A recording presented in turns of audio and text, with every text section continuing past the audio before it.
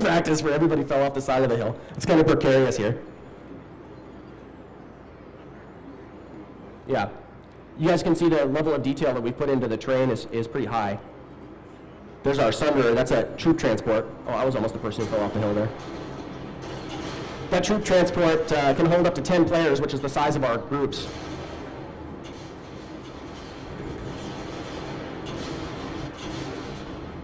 So unlike a game like Battlefield, which also has tanks, we have as many tanks as you want.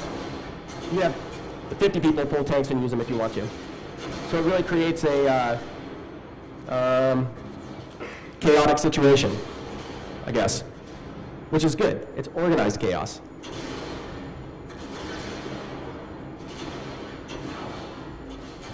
So we are in alpha still. We have a lot of temporary particle effects. We have a lot of temporary sound effects in here. A lot of stuff that we're still going to be iterating on and adding to.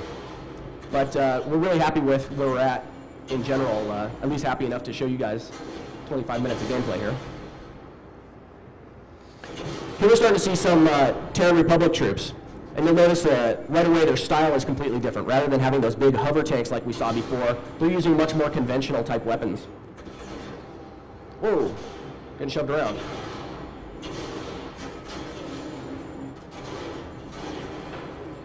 Take that, Friznik.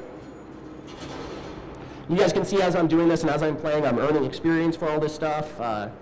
If I was in a squad, which I should have been in a squad, I'd be earning squad experience. You guys saw me just hit the auto squad button. We really want to make the MMO mechanics in the game be as light as possible for FPS players to be able to just get into and be able to experience without having to feel like they have a long learning curve of, oh, there's these crazy MMO mechanics that I have to get used to. So grouping in our game is very simple. The guild interface is extremely simple. All the things that are complex in MMO games are a lot simpler in ours. So I'm going to hop out of this here and show off some infantry combat. So you can see here I've got my customized rifle.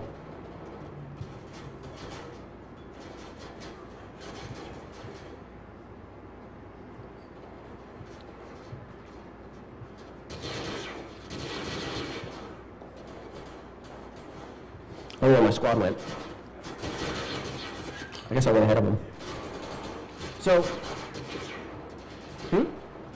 yeah, this is another one of the facilities. So earlier I showed you guys the biolab. This is an amp station. So it has a completely different layout. And you'll be able to see that it has a really large front courtyard that's designed around having combined arms battles where vehicles and infantry can fight at once. And then it has a really tight infantry-only area in the back.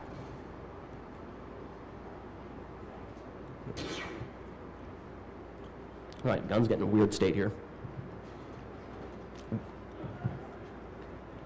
All right, so I'm moving into that infantry-only area that I talked about. And hopefully we can take out some of these TR guys along the way. Whoops. I might have to equip my cheating shield that gives me a little bit of extra life. So over here we have a deployed galaxy. In Planetside 2, logistics are really important. So being able to set up a supply line, being able to set up respawn points, being able to set up all that stuff is a really meaningful and important thing in Planetside 2 that's not really touched on in any other shooter games, or at least not to the level that we have. So a galaxy pilot is a specific thing that a player can do. They go get a galaxy, they spec it out to be able to be a mobile respawn point, a mobile resupply point, and then they land it and gain experience when people use it for resupplying or use it for respawning. We set up a whole bunch of support roles like that. So we have medics, we have engineers, we have these different classes that really allow you to play the game in a completely 100% support role. If you're not interested in playing a shooter, but you want to play a game with your friends, you can totally go in as a medic, not have to worry about being a shooter fanatic or being a really strong Twitch gamer. You can absolutely do that as a medic also. But you don't really have to worry about that, and you can be a support player if you feel like it, a purely support player. All right, so. See here. Show you guys a bit of the infantry customization too.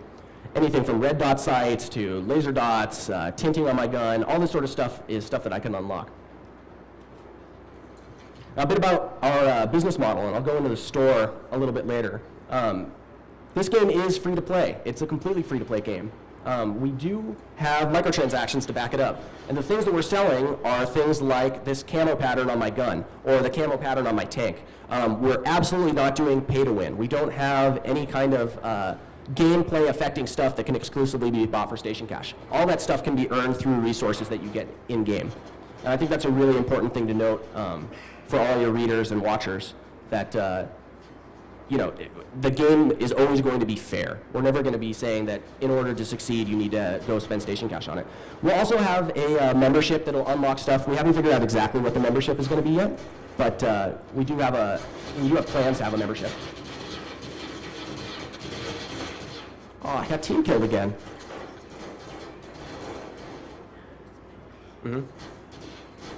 My buddy revived me. All right, so this is getting a little hectic here, so I'm just going to concentrate on shooting.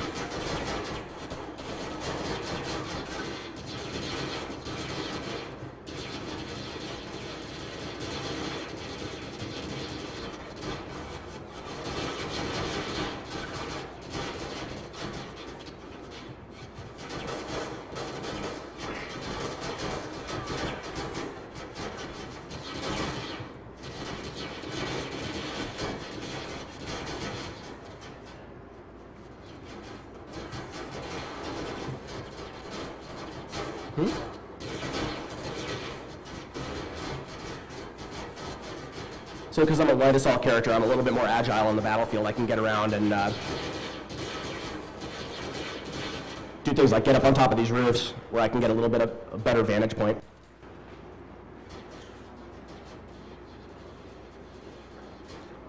So as you can see, I have spawn points that on my squad also. I could squad spawn. Squad spawning in our game is one of the abilities that requires a squad leader to actually spec.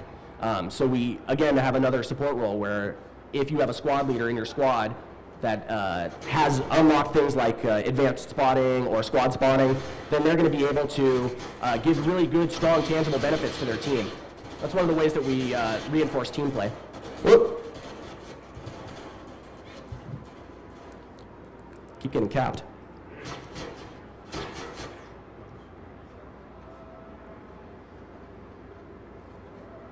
So hopefully we can push these guys back a little bit and show you guys the base capture.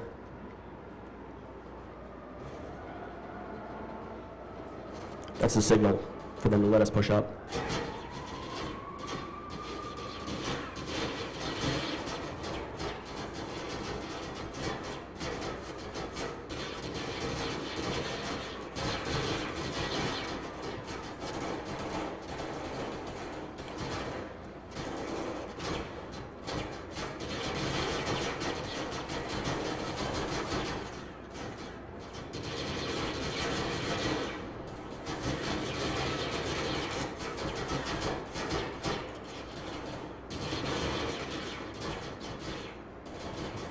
Let's move up some more.